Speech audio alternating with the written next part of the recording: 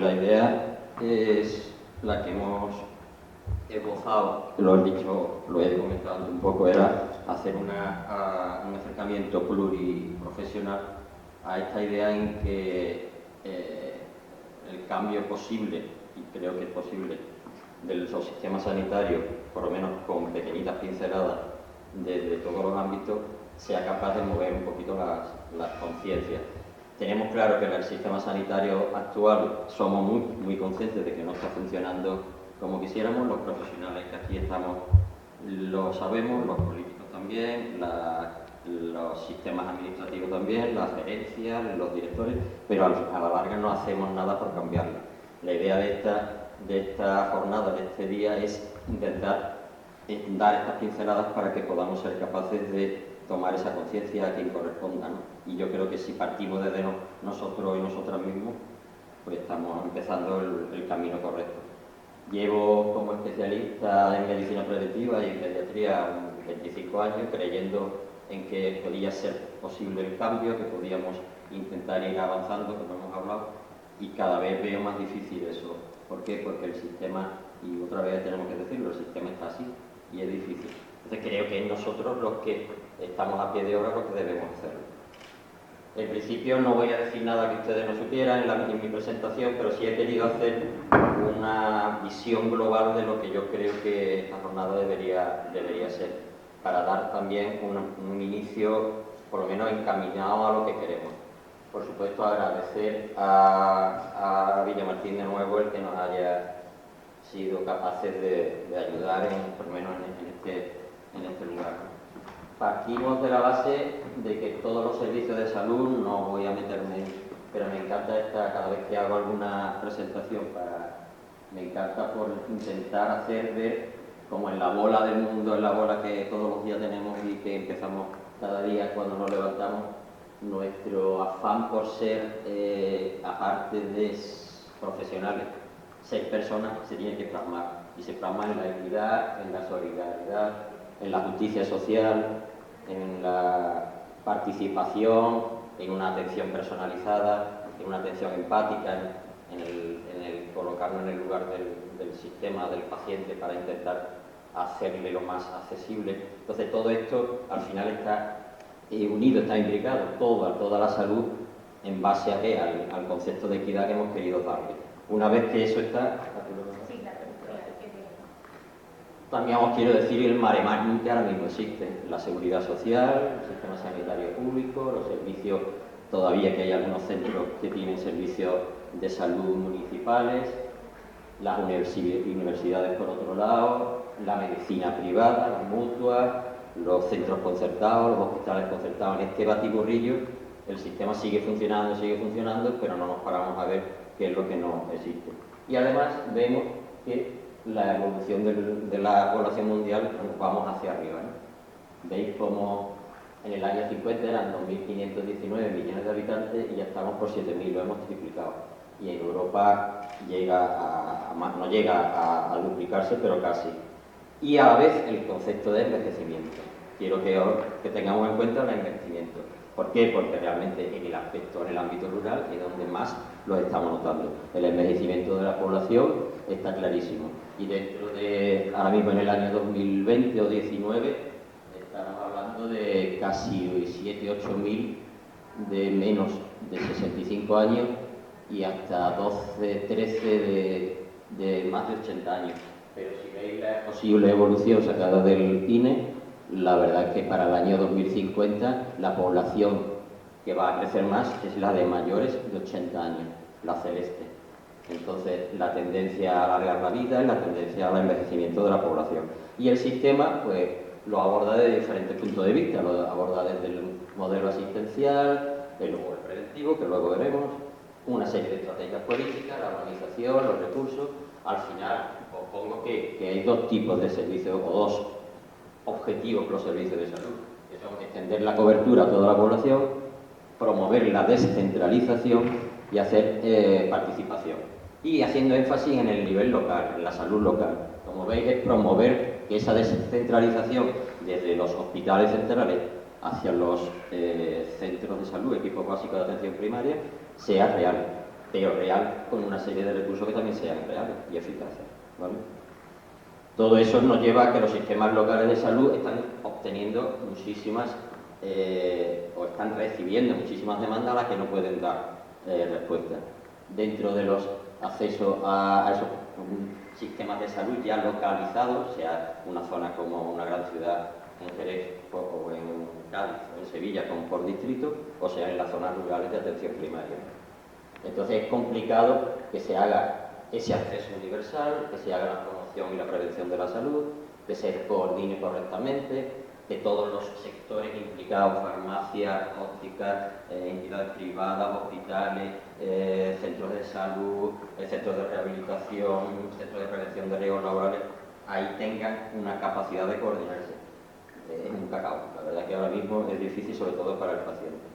Y a la vez, me temo que el 90% del territorio es rural. Si nos vamos a nos vamos a las grandes ciudades, están concentradas en España, lo sabemos, es un recordatorio, ¿no? En la zona norte, sobre todo en las 3 grandes ciudades, Cataluña, Valencia, Madrid y alrededores, y en Andalucía, en la zona nuestra, precisamente, de la Bahía de Cádiz y la de Sevilla, Málaga y Granada. Si seguimos, veis como la mayor concentración, no solo de territorio, sino de población,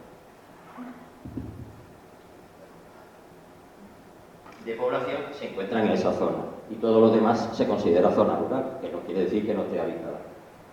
En la siguiente sí vemos también cómo esa distribución está estudiada desde hace años, pero ahora mismo en el año 2017 se habla ya de incluso franjas y subsistemas urbanos. Y en el subsistema urbano veis como sobre todo la zona del Valle del Guadalquivir, la Costa del Sol hasta Cádiz y la costa de Huelva es la más numerosa en habitantes. Este proceso de urbanización tiene sus propias peculiaridades dentro de lo que es la salud en niveles urbanos y dentro de lo que es la salud a nivel rural. La definición de municipio urbano actualmente en el 17 ya se considera que son a partir de 10.000 y los intermedios de 2.000, y las zonas rurales estarían en entidades, núcleos rurales, ELAs, etcétera, de menos de 2.000. Significativo el hecho que además, aunque la población es muy parecida entre las zonas urbanas y las rurales, no hay tantas diferencias. Haciendo un compendio en todo el país, realmente la cantidad de médicos de atención primaria, fijaros que casi duplica, ¿no? Duplica lo que es la zona urbana y la zona rural. Eso sí es significativo. Y hay muchos estudios, no me quiero meter, porque este, por ejemplo, que es uno de ellos, que está hecho en la zona de Castilla y arriba, lo dice claramente lo que es la diferencia entre los cupos urbanos y los cupos rurales, ¿no? La diferencia que hay en cuanto a recursos, igual que pasa en Andalucía. Entonces, la zona rural, no me voy a meter, pero al final que tenemos muchísimas dependencias de toda la agricultura, de todos los servicios terciarios, primarios y no secundarios, y pocos de terciarios, y toda esa entidad que significa de qué vive la gente, cómo vive, cómo trabaja, cómo se relaciona y cómo enferma, está claro que tiene unas características especiales en las zonas rurales. Ante eso, ¿qué hacemos? Un acercamiento, y lo deberíamos hacer, un acercamiento desde el punto de vista mucho más preventivo. Desde la medicina de salud pública hablamos de la medicina o del acercamiento desde el punto de vista médico-social, donde actuaremos sobre la persona globalmente, biopsicológica y socialmente, y además históricamente en cuanto a sus relaciones con su antepasado, sus antecedentes personales, familiares, etc. ¿Para qué? Para que al final lo que intentemos es la famosa definición de la Organización Mundial de la Salud, que es salud, el bienestar físico, mental y social y tal, pero en donde también intervienen los factores sociales que interfieren a la actividad del individuo y de la sociedad. De ahí que sean muy diferentes esos factores en la pérdida de salud o en la salud positiva, en el convencimiento de llegar a más salud en las zonas rurales, las diferencias entre zonas urbanas y zonas rurales.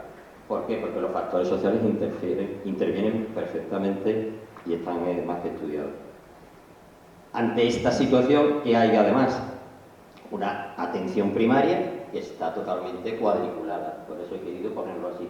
Tanto en la gestión administrativa como en la atención clínica o asistencial, totalmente cuadriculada. A la hora de planificar, de controlar, de resolver, de analizar situaciones, de formular objetivos, nada implicada con el contexto en el que se mueve el problema. En esta provincia, hace 2 años, en el 17 creo, hicimos, porque me pidieron información a nivel de zonas rurales, y es significativa esta, que el núcleo más la zona de Jerez y Pedanía era uno de los núcleos más poblados. Tiene esta curva de Gauss, correctamente, perfectamente, igual que la que hemos hablado antes de la de España. Y estadísticas o a nivel estadístico, en cuanto a nivel de población, veis como Algeciras, Cádiz y Jerez son muy parecidas en cuanto a tramos de edad, de 0 a 14, de 15 a 64 y de más de 65.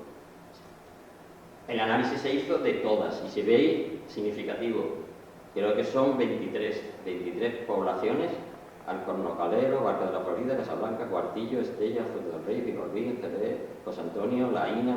Es la ciudad española que tiene muchas más ELAs y zonas rurales, con un análisis de población que se hizo tanto en la Barca, que la veis en la izquierda, en Guadalquivir, bueno, se hicieron todas, pero se hicieron para ver realmente a nivel estadístico cómo estábamos y también se hizo un estudio de la satisfacción. Si veis en los servicios, en la derecha, o en la educación, la satisfacción es sobre 5, nunca alcanzaban los 4, el punto 4, ¿no? Entonces, habría que estudiar. Entonces, esa descompensación lo que nos hace ver o estar aquí hoy. Por eso yo he dicho, vamos a intentar hacer un estudio, un análisis globalizado del por qué estamos aquí hoy, por qué estamos haciendo el esfuerzo de estar. Tanto porque hagamos una diferencia entre lo urbano y lo rural y definamos bien cómo podíamos ayudar a que esas diferencias se minimicen. ¿Cómo? Pues acceso a los servicios sanitarios de los habitantes del medio urbano y sobre todo del rural. El equilibrio entre la presencia, la experiencia y la tecnología. Estos son todos datos de nuestro trabajo que hemos ido realizando a la hora de organizar la jornada. Reducir los tiempos de espera, proteger al paciente, accesibilidad de los servicios, crear más plazas de MIE, de médicos de familia, e incentivarlos para que puedan tener motivación superior por ir al medio rural. Y el uso adecuado de las tecnologías. Es fundamental que, ya que estamos en Madrid, Sevilla, Cádiz y Barcelona, casi está llegando ya la 5G, pues creo que en Villamartín están con la 3G todavía. Hay muchos problemas para llegar a la 4, entonces a partir de ahí complicado. Igual que este proyecto que estamos iniciando, yo he querido traeros varios que son los que yo me bebí de esta fuente hace unos años, antes de incluso tener esta idea. Por ejemplo, en la comunidad de Castilla y León, Andalucía y Murcia, se hizo un estudio muy parecido al que estamos intentando hacer en esa zona. Castilla y León, Murcia y Andalucía. Y en Andalucía, precisamente, se escogió ese estudio de la UCA de la campiña jerezana, en donde se intentó hacer una escala del estado de salud desde la presencia de salud, o sea, el proceso de enfermar, pasando por la enfermedad, la incapacidad, la enfermedad, la salud óptima y la salud verdadera. Sí. ¿Qué os quiero decir aquí? Daros la idea desde los pensamientos mágicos de hace millones de siglos hasta cuál tenemos, qué proceso, qué forma de pensar tenemos sobre el proceso de salud y de enfermar. Pues yo todavía no lo tengo claro. En el siglo XXI no sé lo que queremos. Si queremos prevenir, si queremos que la persona sea el centro, si queremos que sean los ONG o queremos que sean los... no sé. ¿Vale? Entonces, ante eso, y basándonos en la genética de todo ser humano, en sus hábitos de salud, como os pongo abajo, genética, hábitos de salud y sus entornos en donde se mueve, creo que el proceso de enfermar y de salud está clarísimo. Es el conjunto de fases sucesivas de un fenómeno. Es algo dinámico. El proceso de enfermar no podemos verlo como una cosa estática. Entonces sí interviene el ser humano como tal. interviene con sus risas, con su llanto, con sus problemas, con sus ansiedades, con sus problemas de próstata, pero a la vez con su tristeza por la muerte, por la pérdida del crío cuando se va a la facultad. Intervienen tantos procesos que creo que todos son importantes y que a todos no se les hace en el mismo caso. Entonces, ante eso, ese proceso de salud y enfermedad está o debe de estar fortalecido, debe estar fortalecido esta aproximación, esta visión del proceso de la salud y de la enfermedad. ¿Para qué? Para poder dotar a ese, si conseguimos que esta visión se pueda introducir, pues dotarle de recursos, ¿no? ¿Cómo? Como siempre hemos hablado, ¿cuáles son los actores de la promoción de la salud? Ya lo conocéis, ¿no? Pero dándole a la siguiente, por Figueroa, sobre todo centrada en la persona. Un proceso que sea el actor principal, sea la propia persona, la propia población. No depender de sistemas económicos, políticos y financieros. Pero ante eso, ¿qué sucede? Que la Organización Mundial de la Salud el año pasado dice que el 56% de la población rural no tiene acceso a los servicios de salud, comparado con el 12% de la urbana. Y son estadísticamente cifras de la Unión Europea. Si veis ahí, os vuelvo a decir lo mismo, la parte rural a nivel europeo se le está dando mucha importancia porque está haciendo una vertebración importante de lo que es y hay una serie de programas, como es la estrategia, dentro de la estrategia europea que se hizo hace 4 años para el 2020, una de ellas eran los famosos programas FEDER, FEADER, FSE, que las consejeras que están aquí lo conocerán de sobra, en donde lo que se quiere, como os digo abajo, es desarrollar y hacer un desarrollo correcto de las zonas rurales. Esa estrategia 2020, en este caso los reglamentos europeos, que proporcionan una capacidad y unas herramientas de hacer primero un buen análisis funcional, saber cómo están funcionando las zonas rurales de las determinadas zonas de Europa. Ese análisis funcional se imbrica o se plantea dentro de una serie de actuaciones organizativas y desde de ahí surgen una serie de políticas de actuación, ¿no? Que son políticas propias, muy bien interrelacionadas. Si no conocéis esa del 2020 os lo aconsejo, y en base a que ese mare magnum que os pongo ahí fundamentalmente va a depender de cuál es la zona. No es la misma la campiña jerezana que una campiña de Bosnia o una del norte de Normandía en Francia. Va a depender de las competencias de las personas y los grupos sociales en esas zonas rurales, de los sistemas de acompañamiento que se puedan dar, de la autonomía de las personas, ley de dependencia, etcétera, y de los grupos de población, y de los compromisos y habilidades políticas que cada zona de forma específica va a desarrollar. Entonces, el famoso círculo de la desvitalización local de las zonas rurales se está eliminando. ¿Por qué? Porque ese famoso círculo, gracias a iniciativas como esta, pues se están quedando en ejemplos que cada vez son menos en cantidad, aunque en calidad siguen siendo problemáticos. ¿Por qué? Por el éxodo de jóvenes, el envejecimiento de la población rural, el nivel de escolarización, el nivel empresarial cada vez es menor, pero sí es verdad que se está recuperando, la pérdida de sentimiento de pertenencia a una zona rural. Eso existe, hay estudios muy bonitos en cuanto a qué se siente de una ciudad y en qué se siente de una zona rural, ¿no? Y el tema del medio ambiente. Todas las sociedades tienen factores macroeconómicos, políticos y geográficos que influyen, no nos vamos a meter, pero cada zona rural tiene sus propias características, y al final, como pongo en rojilla, la Ley 45 del 2007 es la que hace esa educación y esa sanidad, aparte de infraestructura, equipamiento, energía, pero el punto 7 y el 8 que os pongo en rojilla, la ley esa es la que contempla el desarrollo especial de las zonas rurales a nivel educativo. Perdón, sanitario y educativo. Entonces, ante esto que os comento, ¿cómo es la salud de nuestros amigos, familiares y pacientes, sea en Jerez, Sevilla, Cádiz, Madrid o Villamartín? ¿Cómo son los factores que inciden? ¿Lo tenemos claro a la hora de ser sanitarios, o ser clínicos, o ser educadores sociales? ¿Cómo actúa la sociedad occidental? No vamos a hablar de Namibia ni vamos a hablar de Mozambique. ¿Se hace prevención o solamente se hace una sanidad asistencial. La persona está formada e informada de su enfermedad, de sus mecanismos metodológicos para poder actuar ante una demanda, está suficientemente respaldada con una coordinación entre farmacia, médico de cabecera, médico del hospital, médico rehabilitador, trabajadora social, si hay o no hay en el pueblo. No hay una respuesta, ¿no? Y avanzando un poquito más, ¿no? Sí. ¿Podemos? Bien.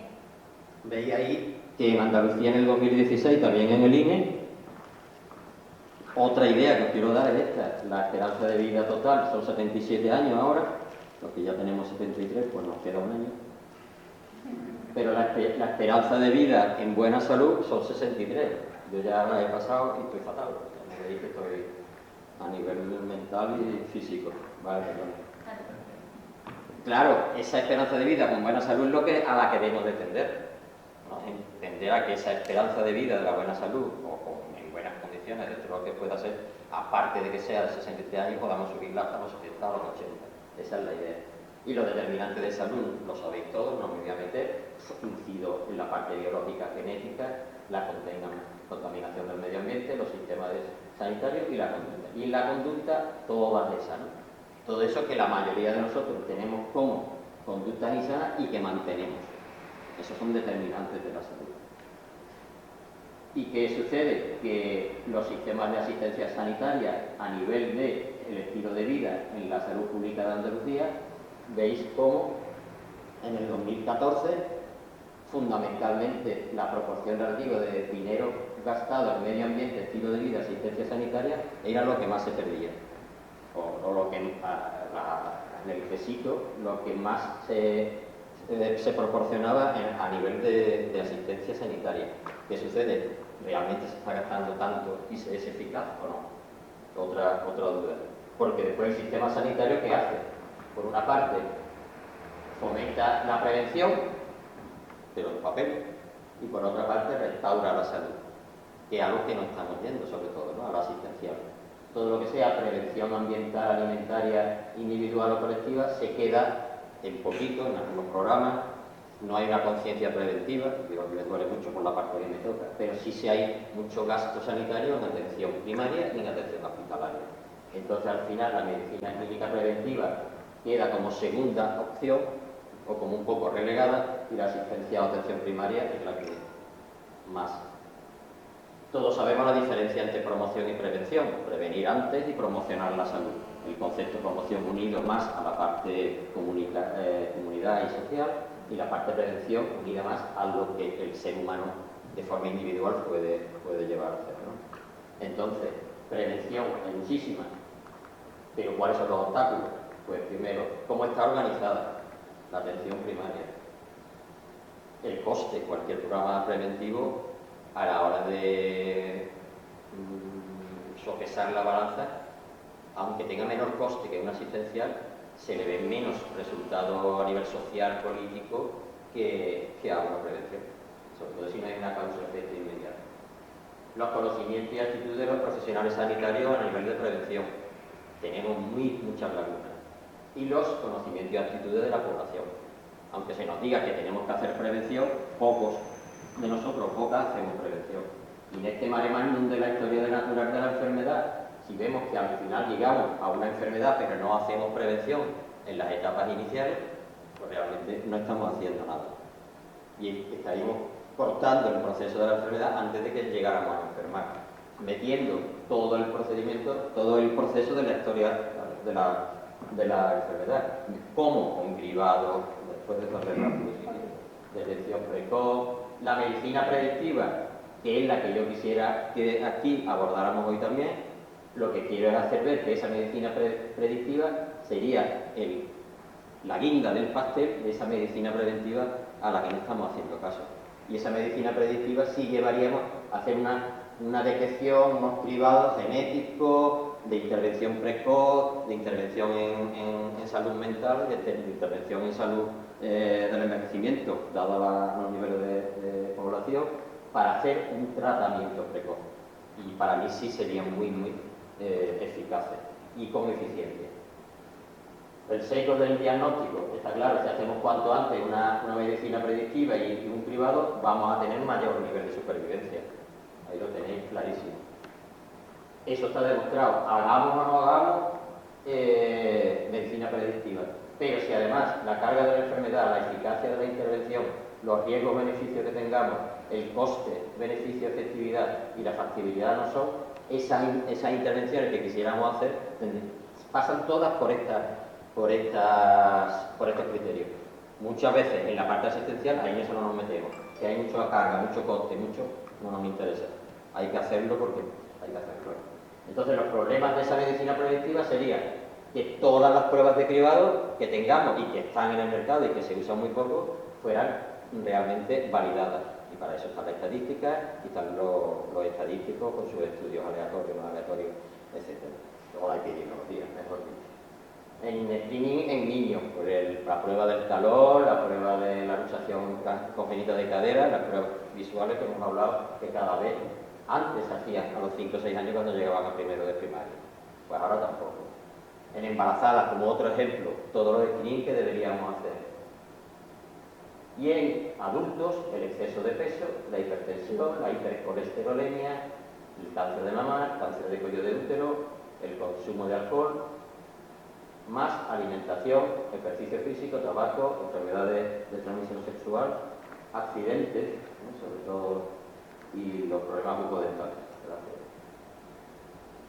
Entonces sí creo necesaria una nueva política, por lo menos una nueva visión de lo que estamos haciendo, porque es que si no, como hablábamos a nuestros hijos, a nuestros nietos del año 2070, pues nos va a llegar en unas condiciones que quizás no creamos. Con una nueva política, hablando de calidad, siempre con una evidencia científica y haciendo una contención de gastos. Vamos a ver que los niveles de prevención lo tenemos claro, el primario, el secundario y el terciario. Es otro recordatorio que también sabéis más que yo. En los primarios sabéis que se ataca sobre todo antes de que suceda la enfermedad. En el secundario, una vez que la enfermedad ya está instaurada, por la citología, la mamografía, la sangre oculta. Y en la terciaria, el tratamiento sobre todo de enfermos crónicos para evitar o darle una calidad de vida sobre todo a esos pacientes con una enfermedad crónica.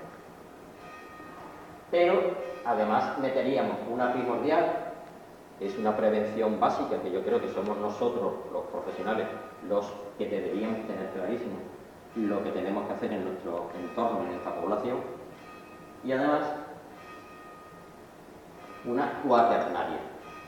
Es un modelo de prevención que está instaurando desde hace ya una década, que creo que también es muy importante. Vamos a analizarlo un momentito. Bueno, la primaria ya sabéis lo que es, si quieres pasar. La primaria es la prevención antes de que el individuo se enferme. Todas esas tipos de acciones, vacunaciones, screening, cribados que se pueden hacer. La secundaria, una vez que se ha instaurado el diagnóstico precoz.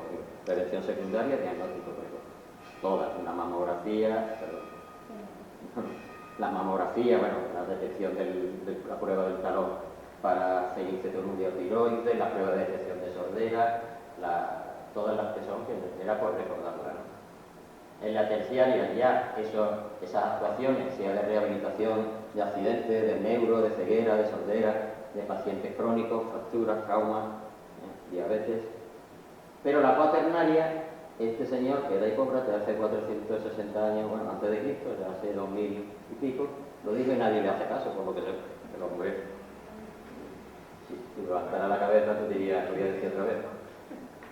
Porque el primum non nocere parece que no cuadra, ¿no? Entonces, ¿qué tipo de prevención es la cuaternaria? Pues fundamentalmente la que tiene en cuenta al paciente.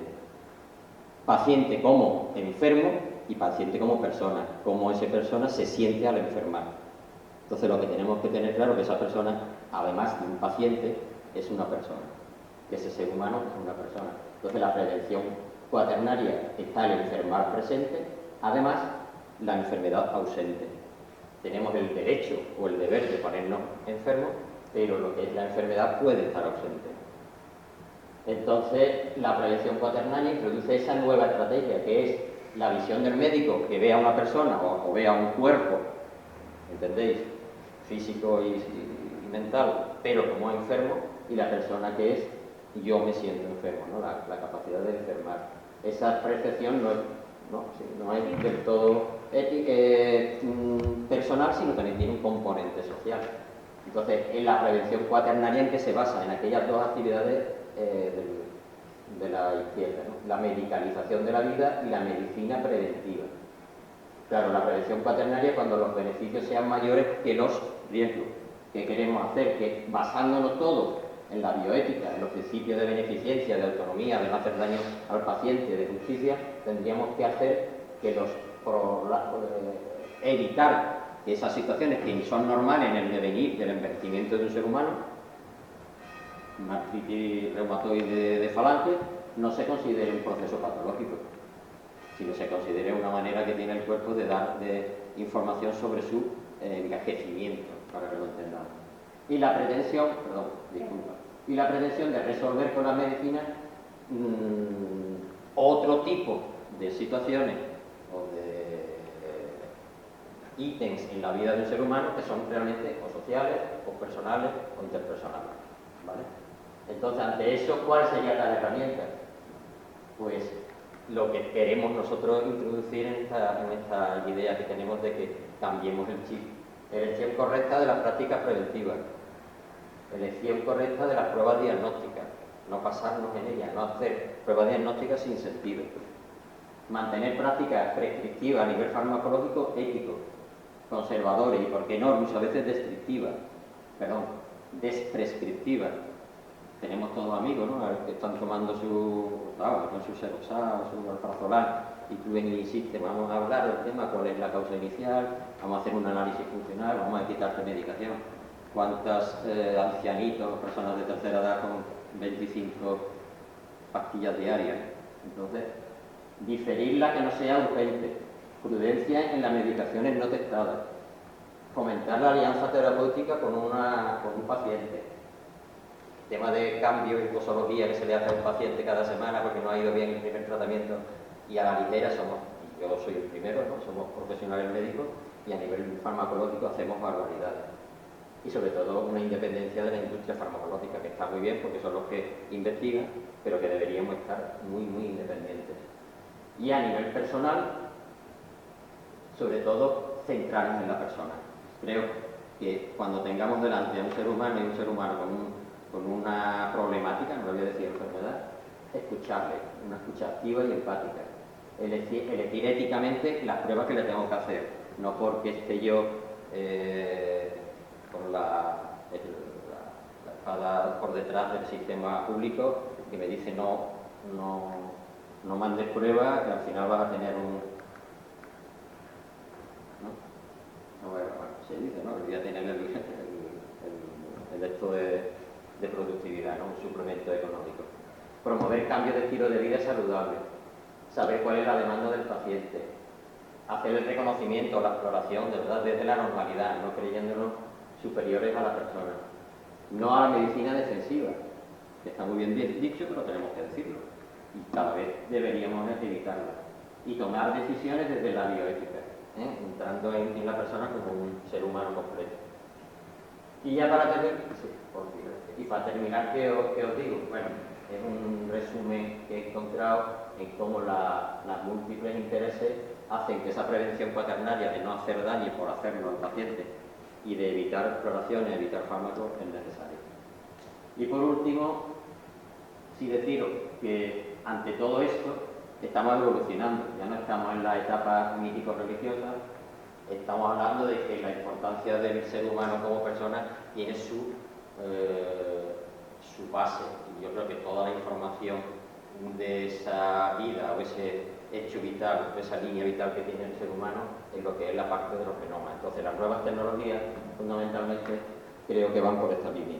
Y en el aspecto rural ya no estamos hablando del señor Watson y el Crick cuando descubrieron el lado del doble hélice, ya estamos hablando incluso de saber cuál es el genoma completo, como se hizo en el 95, y ahora ya estamos clonando y hablando del mapa genómico, como es el actual, ¿no? Entonces, la importancia de la genética a nivel tecnológico, ecológico y a nivel médico.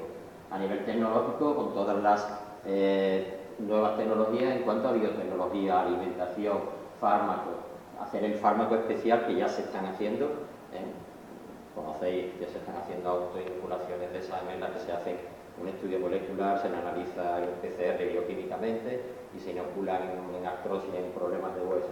A nivel ecológico y a nivel médico, lo que es toda la terapia, tanto a nivel personal como grupal. ¿Qué sucede? Que el conocimiento de estos genes y de los SNPS, los polinucleótidos que están ahora mismo al día, estamos llevando a que se pueda hacer muy buena prevención a nivel diagnóstico, simplemente haciendo una extracción sanguínea, haciendo muy buena prevención y después haciendo una terapia con esa prueba, ¿no? Tanto génica como farmacogenómica. Drogas personalizadas, y medicamentos específicos en la que hemos reducido los efectos secundarios para ese ser humano. Y no es a nivel cuantitativo tan caro, porque a lo mejor cuesta más caro hacer una resonancia y hacer 10 en una semana. Entonces, ¿a qué acabamos? ¿Por qué apostamos por una medicina personalizada? Tanto a nivel diagnóstico como terapéutico, en donde se puede hacer una predicción genética de las características que tiene. Y esto es real ya en algunos laboratorios. Y algún laboratorio, no sé si lo tenéis aquí, ya están trabajando con nosotros, sobre todo en la privada, pero claro, una prueba de detección de la predisposición a que yo pueda tener un artrítico con 70 años, pues están en 3-4 mil euros. Entonces, complicado. Pasamos. Y el otro aspecto es los ejemplos que estoy viendo a nivel prenatal. Cada vez ya no se habla de la amniocentesis ni la biopsia de corio en las embarazadas, sino que ya se habla con técnica no invasiva del análisis molecular del ADN para hacer como una extracción sanguínea, saber si tiene una alteración cromosómica. El 21 el Down, el Edward o el patógeno. Con marcadores genéticos ya se sabe y se puede saber qué tipo de enfermedad estamos haciendo prevención. Se sabe la frecuencia alélica. Entonces, todos estos estudios de cribaje con unas técnicas poco invasivas están siguiendo la línea de la prevención cuaternaria. Este es un ejemplo, otro sería, claro, habría que saber qué ventaja e inconveniente, que para eso estamos aquí, toda esta prevención cuaternaria se pueda realizar en un medio rural o no. A nivel del genoma, ya se sabe cuáles son los genomas. Sí. Las ventajas e inconvenientes del proyecto Genoma Humano desde el 2005, en donde ya se están mapeando. Y quién sabe que dentro de 30 años, una persona con 15 años puede saber a los 30, 40 o 50 qué enfermedad va a tener para poderle hacer prevención. Y es una realidad. Y en cuanto al envejecimiento, igual, ya hay una serie de estudios a nivel sobre todo molecular para prevenir o hacer una detección precoz del envejecimiento celular y de todas las enfermedades crónicas. Todo esto en un envejecimiento celular, desarrollando una buena estrategia, iríamos a que la telemedicina es fundamental. Esa telemedicina, con sus ventajas e inconvenientes en el medio rural, nos va a llevar a que podamos hacer tener una serie de aplicaciones. Desde la teleconsulta, la teleurgencia que ya se está haciendo, las videoconferencias, como vamos a poder hacer, o sea, hacer teleformación al médico a través de sistemas digitales. Todas tienen sus fortalezas, pero también tienen sus debilidades, os las pongo ahí. Pero todas esas tienen que tener una base formativa, una base económica, motivacional, tanto en profesionales como en el sistema, y una voluntad política. Porque si no, la telemedicina, que puede ahorra muchísimo traslado a nivel rural a centros urbanos, pues, pero si no está dotada, pues no hay, ¿no? Entonces lo que hablábamos, por favor. Entonces vuelvo a haceros esta pregunta al final, ¿no? ¿Cómo es la salud de nuestros amigos? ¿Qué factores inciden? ¿Cómo actúa la sociedad? ¿Se hace prevención? ¿Hay coordinación o no? Y además os pongo alguna otra más que hoy podemos hablar. ¿Hay voluntad de que todos los agentes implicados nos coordinemos? ¿Hay voluntad para mejorar los modelos de diagnóstico, para el tratamiento de nuestro personal a nivel rural y darle continuidad y que esa persona no tenga que llegar a la farmacia, no entrar en el medicamento en la tarjeta y tener que esperar 15 días? ¿Se ofrece al medio urbano y rural lo que realmente necesita? Y os pongo al final ahí la idea esa, ¿no? Si aquí en Villamartín todavía estamos con el 2G o el 3G, pues claro que a lo mejor hasta el 2050 o 2100, ojalá no tengamos la 5G. Y ¿no? Volver a lo que os he dicho, de la equidad y el derecho a la salud es una realidad, y que por lo menos hoy esta pequeñita pincelada que yo he dado era para situarnos en el concepto, ¿vale? Pues nada, gracias.